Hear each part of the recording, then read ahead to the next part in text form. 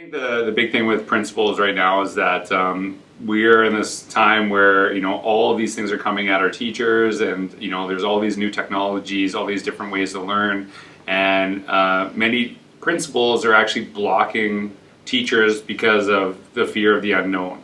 And there are some really great opportunities out there, and myself as a principal, what I started doing was actually using social media to actually connect and see what was out there so I could actually fully understand it, because I did make a lot of the decisions based on things that were open in our school, how we'd use them in the classrooms.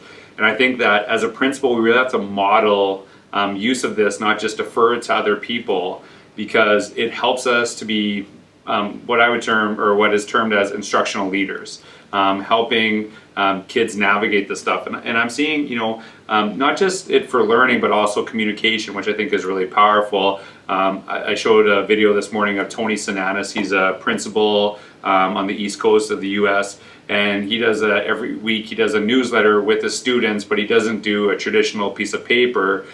He does videos, and he connects with his community because he has his students are surrounding him talking about what happened in the week. And it actually brings a really human aspect to schools, and it actually gets to see some of these great things from kids right from their voices, as opposed to simply writing about a newsletter that many people lose on the way home, put on a fridge. And I think that we really want to encourage this stuff. And one of the examples I shared today was a school in outside of Chicago, Leiden High School.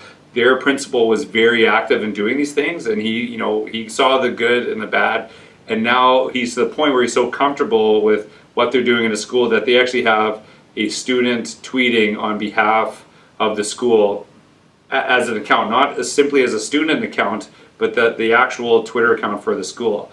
And you wouldn't allow that if you weren't jumping in yourself. And I think it's massive for that school, and to show those kids how much they respect and trust them, to actually allow them to be the voice of the school, because in reality they kind of are.